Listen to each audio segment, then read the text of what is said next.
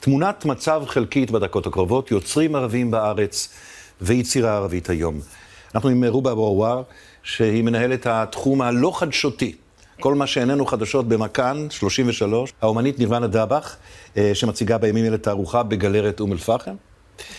ומוחמד קונדוס, שחקן ויוצר, אבל גם הרבה דברים, מחנך, מנהל בבית ספר הדו-לשוני. תודה שבאתם. רובה, אני רוצה להתחיל איתך.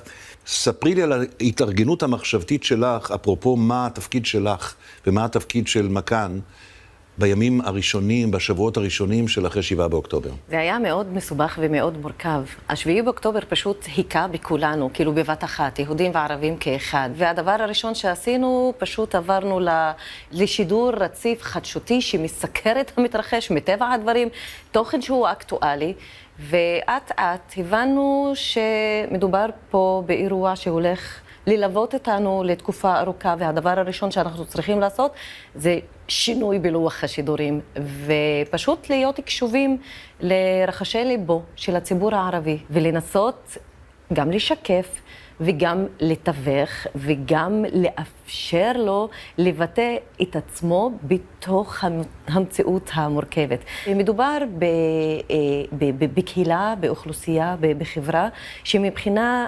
זהותית היא חצויה. אנחנו גם וגם, אנחנו גם חלק מהקולקטיב הפלסטיני, ואנחנו גם חלק בלתי נפרד מהאזרחות הישראלית. אז בואי, בדיוק על הנקודה הזאת, יש קטע שהבאתי איתך, הוא מתוך זמן אמת בגרסה בשפה הערבית. מצוין. הדובר הוא כמאל אגבריה. הוא תושב תל אביב, הוא גם בעירייה, והוא מדבר בעצם בדיוק על הזהות החצויה ועל החשיפה הדואלית. בוא נראה. أنا بنشوف الصور من غزة أطفال ملهاش عيال ملهاش احنا عندنا عيلة بغزة تقريبا بيافا جزء كبير من أهل يافا عندهم عيلة بغزة وخارج يافا ما ينفعش كمان تطلب مني إن ما تضمنش مع أهل غزة مش مع حماس مع أهل غزة. بإسرائيل تبعة الحال بتورجي الجانب الإسرائيلي، القنوات العربية بطبيعة الحال بتورجي الجانب العربي، احنا هيك بنشوف الصورة الكاملة. מוחמד, אתה גר ביפו. כן. כמה אנשים מהמשפחה הרחבה שלך או מהאנשים שסביבך נמצאים בעזה? טוב, קודם כל בסמילה הרחמן הרחים. כשמדברים על יפו, אי אפשר לא לדבר על ההקשר ההיסטורי של יפו, כי ב-48, 70% מהמגורשים של יפו הוגרו לעזה. אז לא תמצא משפחה פלסטינית ביפו שאין לה משפחה בעזה. כנ"ל המשפחה שלי. וזה משהו שמחלחל ברחוב ומחלחל ביום-יום של כל מי שחי את המציאות של היום. אתה עובד בבית הספר הדו-לשוני. כן. אני מתאר לעצמי שיש לך גם לא מעט חברים שאולי עכשיו נמצאים בעזה מהצד הלוחם, מהצד הישראלי. אז איך אתה חי בתוך המציאות הזאת אישית לגמרי? אז אני אגיד לך מה אמרתי להורים ולצוות ולילדים ב8 לאוקטובר וב9 לאוקטובר. לשם כך בנינו את יד ביד. לשם כך בנינו בית ספר דו-לשוני ששואף לתקן את המציאות. כי המציאות שאנחנו חיים בה היא מצמיחה שנאה. ומה שאנחנו מאמינים ששותפות אמיתית שרואה את שני הצדדים ומנתחת את שתי הזהויות מאפשרת לגילאים ולדורות הבאים לא לחשוש אחד מהשני. אתה מחלק את חייך כי אתה גם שחקן ויוצר נכון. בתחום התיאטרון, בתיאטרון הערבי היהודי ביפו. נכון. ועולה שם עוד מעט הצגה, שאתה הבאת לנו קטע ממנה שנקרא מעלש. נכון. הקראה של מה?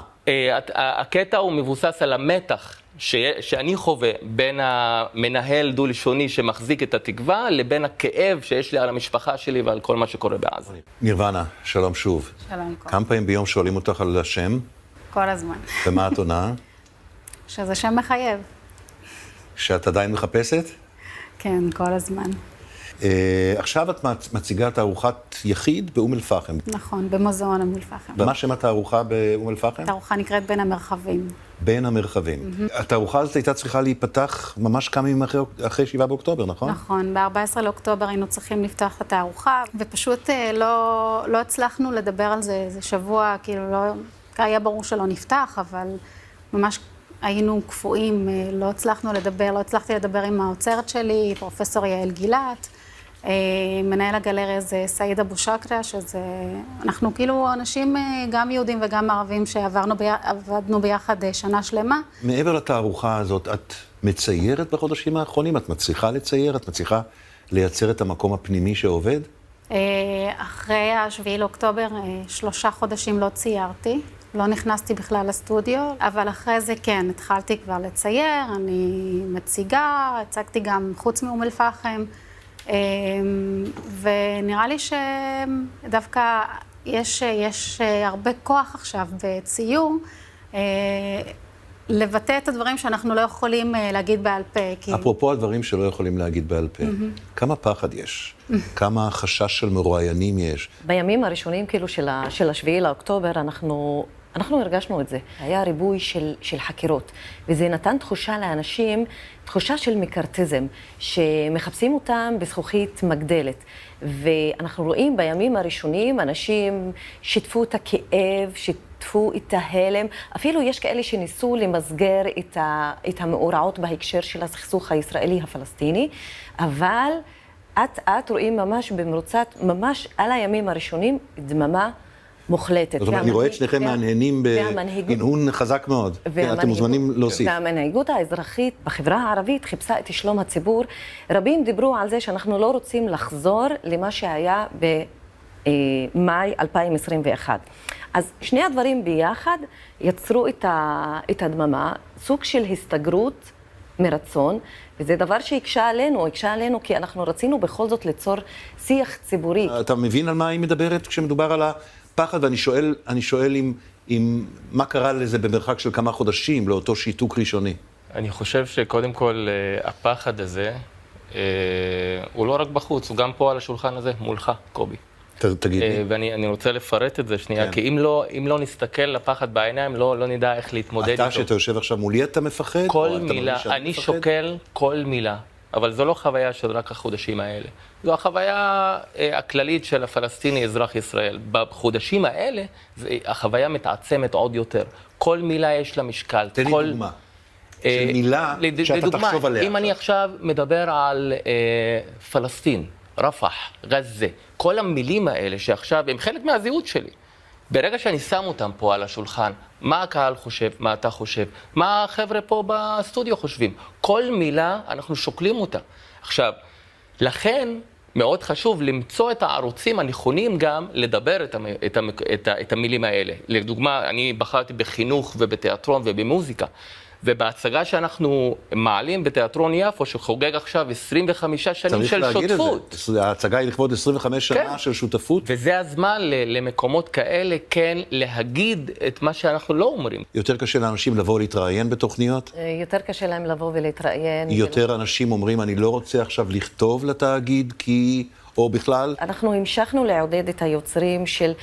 חשוב שתבוא, דווקא בימים קשים אלה, ודווקא בגלל ההשפעה, כאילו חוזק המתקיפה, וההשפעה שלה על החברה הישראלית ועל החיים המשותפים, ואני מתחברת כאילו לדברים שמוחמד אומר, דווקא יש פה חשיבות עליונה בלהוביל שיח ציבורי, וכן לדבר על הדברים האלה, להזמין את האנשים שיבואו ויגידו את מה שהם חושבים. ובתאגיד יש את מכאן, הערוץ בערבי, ויש גם את כאן, ויש את האפשרות להחליף את תכנים, ואז גם חלק מהשיח הפנים הערבי, גם אנחנו משדרים אותו בכאן, וזה מאפשר גם לציבור היהודי להיחשף לנבחי הציבור הערבי ומה שקורה לאזרח הערבי. ואני נשארתי עם האמירה שלך שהיא לא אמורה להפתיע אותי, אבל כשהיא נאמרת כך בכנות הזאת ובהווה הזה, היא נוגעת בי מאוד חזק. כשאתה יושב עכשיו, אני מתאר לעצמי שאתה לא לבד בזה, אתה שוקל עם צבע של פחד. מילים, ואני כמארח שלך רוצה לשחרר אותך מהפחד הזה, אבל ברור לי שזה גדול ממני, ואולי גם לי יש את הפחדים שלי. לך תדע. מה את אומרת, נירוונה? אני גם, קובי, אני הוזמנתי כבר לכמה מקומות. בפעם הראשונה אחרי 7 לאוקטובר היה איזה כנס של עומדים ביחד בקיבוץ הזורע, במוזיאון שם, ואני זוכרת עד כמה שעות לפני, בעלי אמר לי, אל תלכי. כי באמת לא ידענו עד כמה אנחנו יכולים לדבר. היו גם קטעים שאנשים צילמו בתוך הכנס הזה. ואני נורא חששתי וביקשתי להוריד את זה מהפייסבוק, כי אני לא יודעת מי יבוא ואיזה שימוש יעשו בזה, ולאן זה נכון, יגיע. בדיוק, ואני לא רוצה להיות במקום הזה. אני חושב שהתפיסה היא שהרחוב היהודי, ישראלי, הולך ימינה. אפשר גם להבין את זה. מה אפשר להגיד על הרחוב הפלסטיני הישראלי? לאיזה כיוון הוא הולך? אני חושב שהרחוב הפלסטיני בארץ הולך לכיוון של בלבול מוחלט, כי מה שכרגע קורה בארץ שאין מנהיגות ראויה שיכולה להצביע על הדרך, ואתה תמצא 1,001 תשובות על כל מה שקורה. ואני חושב שהחברה הפלסטינית צריכה לקחת אחריות על עצמה ולדרוש מנהיגות פלסטינית שתעמוד בכל מקום ותציע תוכנית עבודה שתיקח את החברה ואת המיעוט הפלסטיני למקום טוב יותר. אני חושב שאלה מילים חשובות לסיים איתן. נדמה לי שככה יכולנו ככה גם קצת לפגוש את העשייה של שלושתכן, אבל גם את הלך הרוח שבתוכו העשייה הזאת מתבצעת. לא בטוח שיש לזה מספיק מקום בשידורים בצד הזה של הסקאלה. תודה שבאתם. תודה. תודה רבה. תודה.